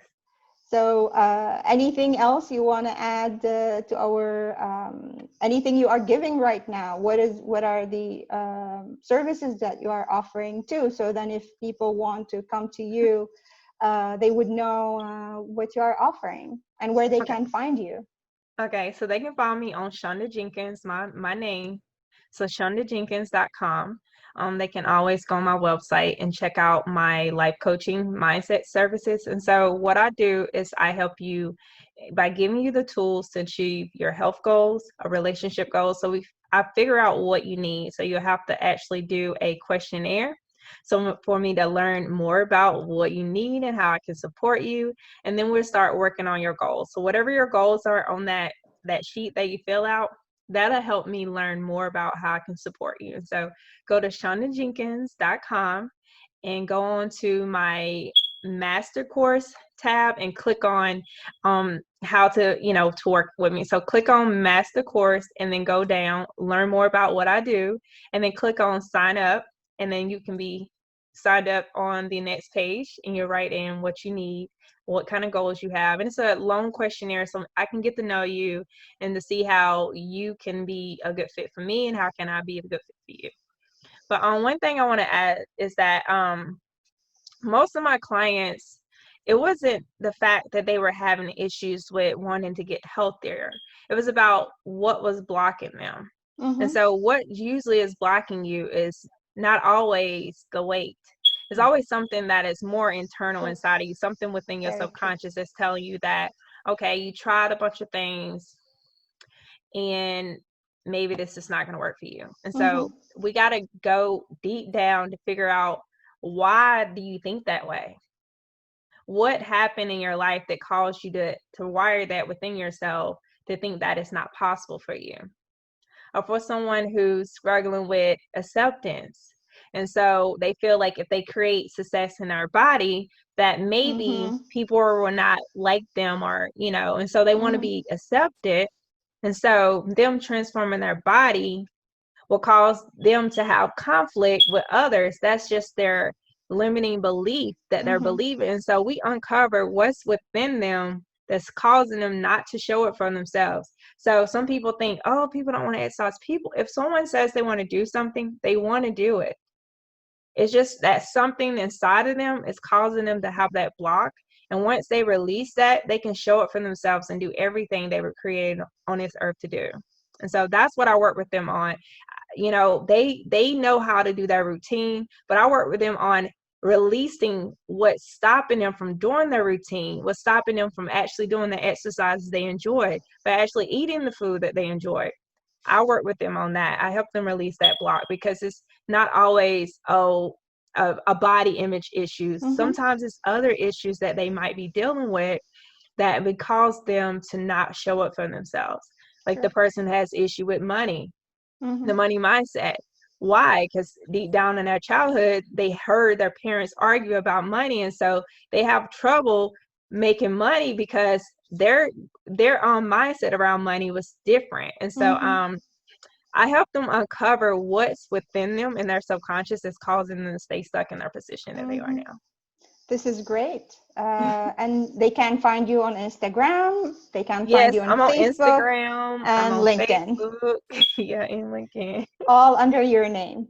Yes, Shunda Jenkins. I'm Shunda Jenkins on everything. I wanted to make it easy. So I just use my name. Easy and memorable. Yes. Any last words, Sandra? No, thank you so much, Shunda. That was very inspiring. Thank you. And I'm sure that the audience has definitely taken some good points away from your talk. And thank you again. You're welcome. I appreciate you guys for having me here. And thank you everyone who tuned in today. And I hope this has been very inspiring.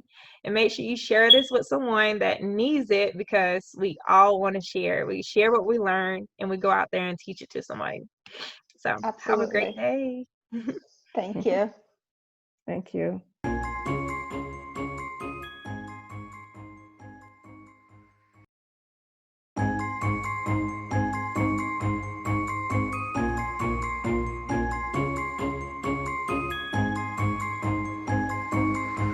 So we have our speaker, Sylvia Otvos, and her title is How to Conquer Your Fears and Grow a Thriving Business. Sylvia is a vibrant certified business coach who helps women business owners get out of their own way. Her focus is helping her clients conquer their fears around being visible, as well as work through negative stories they have around money and what they are telling themselves about it, and money and time and preparedness, so they can be also confident marketing themselves and building a thriving business, doing what they love to do. Sylvia, tell us a little bit more about yourself and about the fears that you want to speak about. Wow, thank you for having me. This is so exciting. What an amazing idea to host this. Thank you, Sandra. Thank you, Leila. And it's a pleasure. I have been an entrepreneur now for about 8 years. And as you mentioned, I started out, I never had the idea to be in business my entire life. I went to university, I did a music degree, then I did a management degree, and worked in management, and it was when I had my children that I started to want to have more impact in the world. And when I was pregnant with my third, my job was abolished, and I didn't know if I should stay still. I was working for a university. Should I stay there? I knew a lot of people, but actually I had been telling the universe for a while that I needed to have more impact and wanted something new. So I got the boot, and my job was abolished. And then, wondering what I should do. And then my husband said, "You have so many doula books on your night table. Why don't you look into this?" And that's what really started. So it was not something that I had thought of for a long time. I was kind of pushed into it, but jumped into it quite, it was a nice jump. And then fast forward now, I would say the last 2 or 3 years, I have been business coaching, and predominantly women who want to start businesses, who are already in business. And that is where, the common thread is women, and providing them with options along the way, no matter what they're doing. I think as women, we need to know we have these options. But what gets in the way? We do. We get in our own way, right? Very true. So go ahead, Sandra. It's interesting, Sylvia, when you talk about your trajectory, because it's like you were a doula and now you're helping women in their own rebirth you know, the Yes, birthing of their business. exactly. I like that. Yes, and I've had many of these rebirths, right, Mm. along the path. And some people would say, you know, it's not a straight, well, it isn't a straight line, and it should be a straight line. And I'm like, no, it doesn't matter. I'm here now. And all of these, you know, all of the jobs I've had and the careers I've had, I've gone with a passion and a passion for what I do. And now I think in where I am in my life, I really have the, you know, joy and pleasure and happiness are important to me, and serving women makes me very, very happy, no matter where they are in that life. So yes, the rebirth, I can doula them in babies, and then doula them in business. Exactly. That's wonderful. Oh, well, thank you. And it's always, you know, I get to work with women like Layla who have that passion for what they do, and sometimes just need a little bit of nudging to where should I go and what should I be doing next, you know, and we don't know, and it's okay not to know. And that's why we have coaches, right? That's it. So Sandra was asking me, where do you find me? You find me at so-vibrant.com. You know, that is my website. But today we're going to be launching into fears. What's, you know, what are the fears that come up?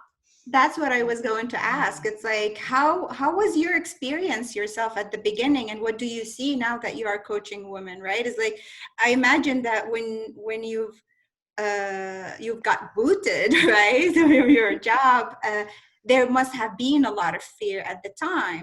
Well, I think the fear was a little bit different because when you're pregnant with your third child, you know, and that is a different fear than perhaps what we experience in business. But it was like, but actually, let's say no, it isn't. It's actually, the question was, what do I do next? What do I do now? When Sandra talks about this rebirth, you know, what is my next move? And we can just say that in anything, for going to launch a business, launch a program, create a Facebook page. Our question is, what is my next move, right?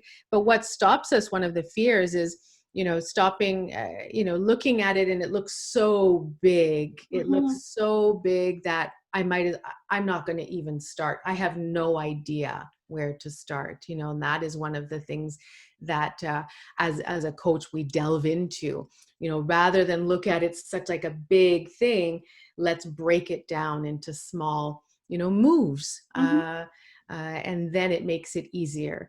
No matter what that is, whether it's a business, whether it's, like I mentioned, you know, even just to, you know, go on video, you know, produce a summit, you know, you probably asked yourselves, what's the next step, right? Yes.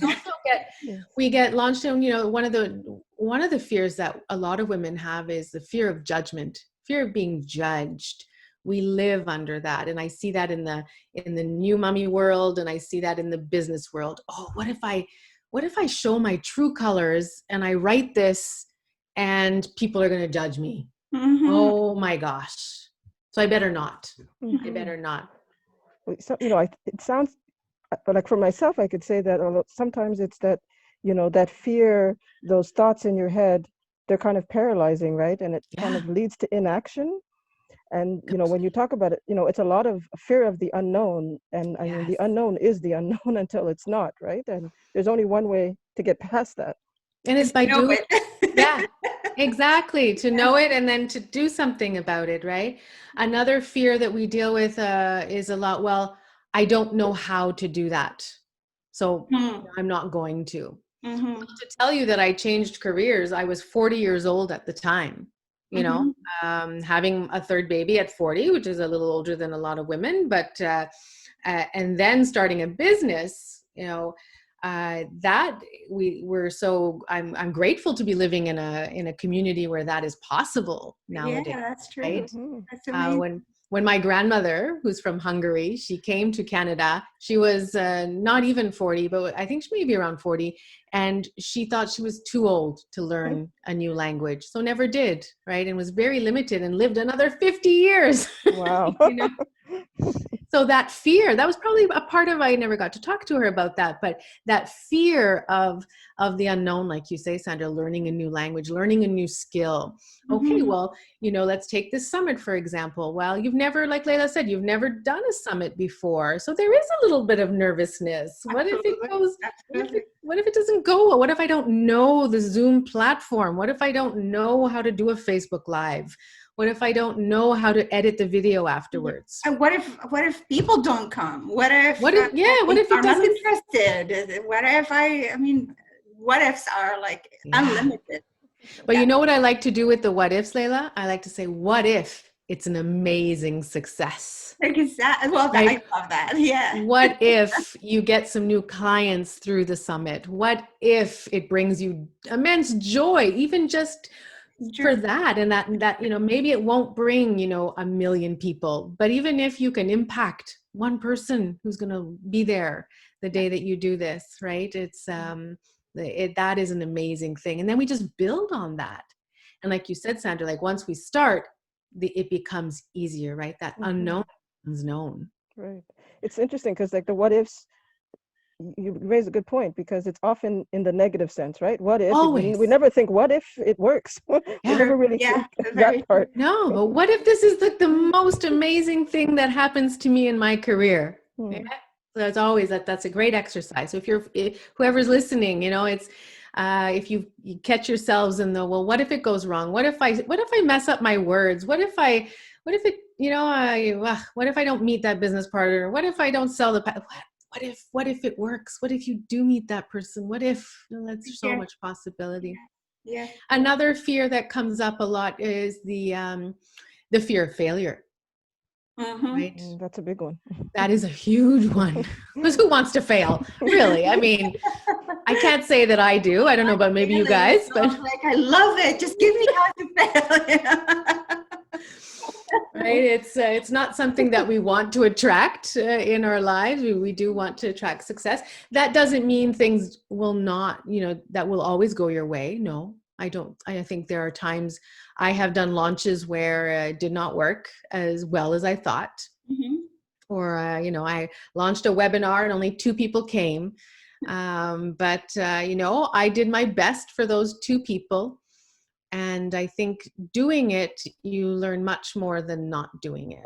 For me, the not doing is the failure. Stopping yourself from moving forward, that is the failure. I agree. Keep standing up, even if you fall down, and even if it hurts. Yeah, and my very first business coach, she tells the story where she was making one-on-one phone calls, telling people she had a service to sell, that she could help them and would they like it. She said she went through 37 people saying no before her first client said yes. And she said she, jumped up in her seat. Really? Like, really? But she had to keep going. It's kind of like we have to ride the wave before we come to that success. And what did all of those, I don't call those failures. I just call them, sales calls. You reached out, you building connection. It just means those people are not ready yet. It doesn't mean you're not good at what you do. They're just not ready. They might have never heard of a coach before, or they didn't know they needed the service. So when you call them up for the first time, but some people would consider that failure and then stop. It is a consistency that creates competency, right? To be competent at something, we have to do it over and over. For me to go live online now is very simple, very easy, and I feel I'm quite authentic. But my gosh, I should show you my first video that I ever did. Oh my gosh. And it's got the one with the most likes because it's been up for the longest time, right? But I look at that and I'm like, no, but we have to start somewhere. As they say, you have to walk before you can run, right? Exactly. And that's a great example. What Sandra, what I like to say to clients is, for a child who's learning to walk, you don't start yelling at them the first time they fall down, right? We don't. My 3 kids all learned to walk, and my little one didn't walk till she was 18 months. She was like the latest. I didn't get mad at her. She had to take her time, and they all end up walking now. They're all walking. But you're right. We give them grace. So I think grace towards ourselves but these fears. And a last fear that we don't think of, but it's nonetheless quite an important one. What if I am successful? A fear of success. Like all of a sudden, how will that affect my life? Yes. So we play small just in case, like, because, oh my gosh, I'm already so busy. How could I even be busier? Because we equate success with being busier when really it doesn't have to be. Yes. We create our own lives, and we can create how many hours we work in a day. We choose. But we have these ideas. Oh, well then, I'm going to be making more money than my spouse. He's not going to like that, or she's not going to like that. I better not do that. My parents, what if I make more money than my parents? That won't look good. They're not going to love me anymore. Well, what if, I make all this money and everyone's going to be asking me for money? I don't want to deal with this. So this fear of success comes up. Yeah. And one of the things that now you like came to my mind is like, what if I make money and then I change and I become a bad person? Because money is always a lot of money equated with you are bad, it's going to make you a bad person. Or that is so prevalent, Layla. We see that a lot. Yeah, people's relationships with money. And if in money, I have a money and mindset show, as Layla mentioned, it's on YouTube. Go and Google money and mindset at 40 plus, and we delve into, these are just stories. They're stories, and I love stories. I love telling stories, and I love people sharing their stories and delving into their stories. And these fears, all of the stories start to bubble up, and that's what we want them to do, right? Layla, as an awareness coach, how do we start to get through them is, that first step is being aware. And what other steps that you think about that, people could, well, one of the steps is to hire a coach, right? Yeah, well, one of them. But before that, let's delve into, how does this play out? When you're fears, if you have fears, how does that play out for, people watching, if they have businesses, but even in your careers, when you're asking for a raise, I think there are different ways. I think we mentioned a few of them, but is inaction. Like Sandra mentioned, we just won't, we're unhappy. I know I'm unhappy. I know I want change. I know I could have more impact, but I won't be able to do that. So I just stay. And we know so many people like that, right? I mean, who just stay in their lives and who are unable to make that action, but then that unhappiness stays with them. Yes, of course. We're not in flow then, right? It could be not starting the business, not asking for the promotion. It could be not, if you are in business, not launching that program, not speaking authentically, being someone who you are not, because you think your people need that to you to say it this way, and does that make sense? It does. And not being true. Yes. Right. And for a lot of women, right? Because, for some women, the whole thing of pleasing others, putting others first. So, you kind of don't show up in your authentic self because you don't want to hurt anybody or, put anybody off. And well, who am I to shine my light? Who am I? Yes. And as we've been taught, many of us, to play small, and my tagline for the show is play big. It is time, ladies, to play big, and that means different things for everybody. But in your realm, where can you play big?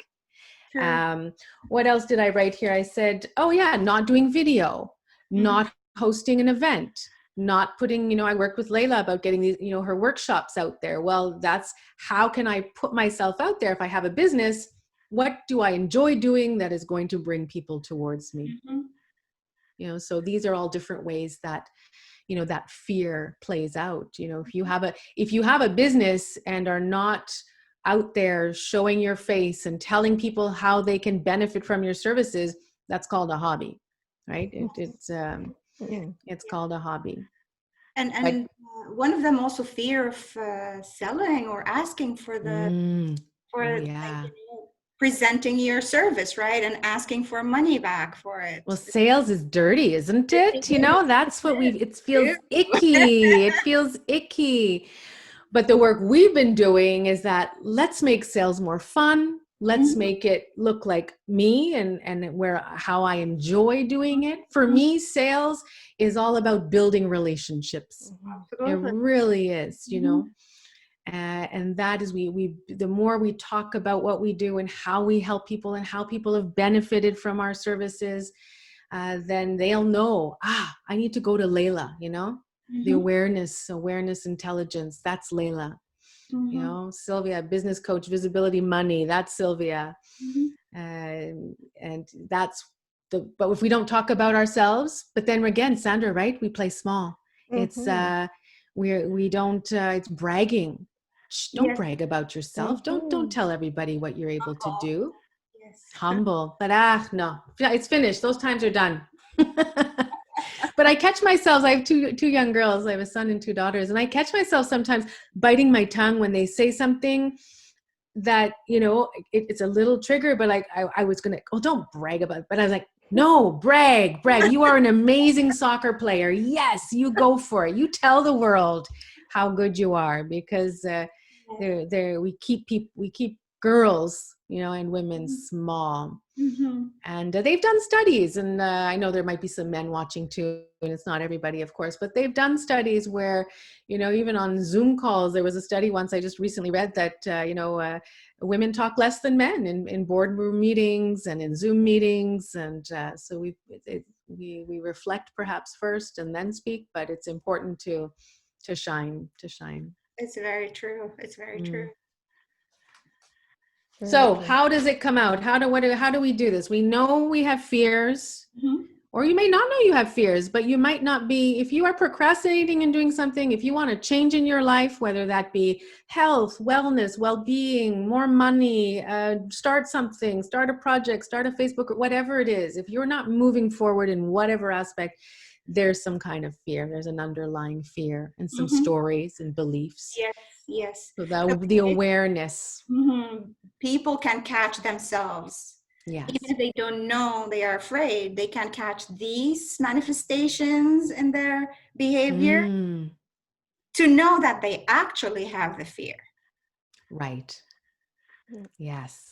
Yeah, and that's what your work, right? I mean, Layla, is all about being aware. Yeah. It is so much and so important. And the number of people that we see that are not aware, but once the light bulb clicks on, right? Once we turn it on, then we have a hard time stopping being aware. We're aware of so much more. That's it. I mean, it's like I always say to people, awareness is like seeing. It's like that light bulb when it opens and you can see now. And that's it. Once you see, you cannot unsee, you know? It's like whatever you've seen, it's going to stay with you. And maybe the darkness is going to come, but it's something else. It's another fear or another behavior or another... Yes. Well, we're all like onions, right? We're unpeeling all the different layers. And as we grow, I mean, we start to unpeel as we get older. And then, but it's not being afraid of what we're going to find. That's another fear, afraid of what we're going to find. But, and it's a continual process too, right? Because it's not just like, you know, one time, as you said, there's layers, breaking it down, you know. And the first step for sure is being aware and being open to it and not being afraid of what you might find on the other side. That's right. Yeah. Sometimes I was like the what we do find can be very scary. Like I never thought that about myself, but oh my gosh, I do that. Okay, well now I'm aware of it and I'm going to take the steps to change. It's a choice, right? But you don't know what you don't know, right? Yeah. Yes. And that's, you know, we don't know what you don't know. So now that you know, then you can choose. If you keep doing the same things when you know, no. Yeah, that's a no. But it always comes back. You know, in another, you know, in another way. If you don't get it the first time, it's gonna come back. So, well, doesn't life keep bringing you the same, you know, same situations until you learn something? Kicks you down, and then you got to get back up, and then you're like wondering what the heck was that all about, and then this happened again. Oh my gosh! And Triggers are a great way when we're triggered by something. Those are great learning, Very true. Yeah. that's a whole other topic, but It's like yeah. a kick, and it's like, why are you kicking me? Life. Yeah, it brings to Learn something. yes, it brings to mind, why does this always happen to me? What's going on? Right. Yes. Yeah. Well, they're learning lessons. So if you find that, listeners, think of something that keeps coming, whether it be a specific trigger. I think that's always good. Something someone says, or how they say it, or seeing someone, I don't know, driving a really expensive car, and that's something that you would like. Well, what's the trigger there? And then we learn from that and delve some more. Another, I work from the be, do, have model. In our society, we often work from a do and a have and be. So we do things to have things, and then I'll become this person once I have all those things. Yeah. That is lopsided. So I really like the be, do, have. Who do I have to be first? Once I am being that person, then I can do the things that person does, and the have will come to me. That's very And true. when I learned that was just a switch for me. So it is, who do we want to be? And we all have the choice. So in those moments of fear, is like, okay, well, the person I want to be would not be afraid of this, right? Will not be afraid. So I'm going to take the first step. And then, then the doing comes. It requires a lot, some reflection though. Who do I want to be? It requires time with ourselves to truly think. I think in our society too, we don't allow ourselves to have time alone by ourselves. And as you said, who do you want to be, right? Who do you want to be? Who is authentic, like who's the authentic Sandra? Who's, who am I? And what makes me who I am? Is it my job? Is it, what is it that's authentic, right? As opposed to that, like you said, when you said like have, as a what do I have?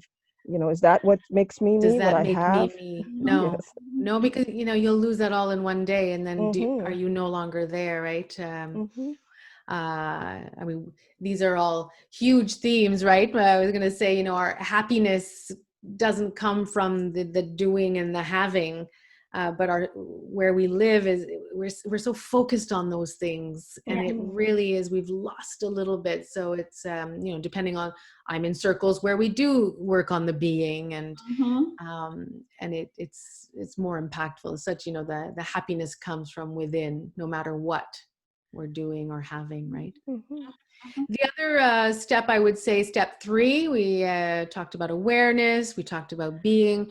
Start now. Start now. Never a day, don't wait till we always play that, when I have this, or when I'll do this, I'll start this. When I have money, I'll do this. But you know what? You're never going to have it, so if you don't start differently. So it's start now. Start now. You have a dream or an idea, just even start looking into it and then getting excited about it. Bring in the joy, bring in the play, make it fun, right? Break down those fears by making it fun rather than scary. And then try things out. Like, I love the way, you're trying this new summit. It's a great way to try something new. And I think that, we often say, I would really love to host a TV show. I would really love it. But imagine if but what if that's just in my mind? Or I'd love to host a podcast. And then when you start one, it's like, I really don't like that in the end. But then you spend all those years thinking that that's what you wanted to do, right? Until you try it. Yeah. I did that with my first degree. I was in music education teaching, and they didn't get us in the schools until year 4. The programs changed now. They get them in really early, which is a good thing, because I did 4 years of university, got in the schools, and I'm like, oh my God, I can't stand this. I'm not a teacher. I can't be with children all day. Oh my gosh, had I known 4 years ago, I would have done a different degree, right? So it's try things out, and speak to people who are doing what you want to be doing, or you have an idea of what you want to do. Go and speak to those people doing it to get an idea of if that's for you or not. Yeah, it's like my children who I'll serve them a meal and then they criticize it with their eyes, right? And I say, you can't criticize, don't eat with your eyes. You don't eat with your eyes. You have to taste something first and you will tell me if you like it or not. And if you don't, fine. But you can't with your eyes. It's not the same. It's not the same thing. And as you mentioned, Leila, before, my last thing is get help. There are a lot of places where you can get help, whether it be in your company that you already work for and you want a mentor for that next promotion, or you want to start a business. There are organizations here in Montreal that help people start businesses. If you're in business and need some help, well, there's coaches like myself and like Leila, like Sandra, there are people out there that can help. And that's what we do. I know so many people, and I love taking courses myself, and I've taken many courses, but I met this woman recently and she's literally in the process of taking about 15 courses. And I said, okay, how can you do any of these well? But it's that, I need to, I'm incompetent. I need to get it all. And I was like, you spend that money, hire a coach, we'll get you right to what you need to do. And it won't be so daunting. That's great.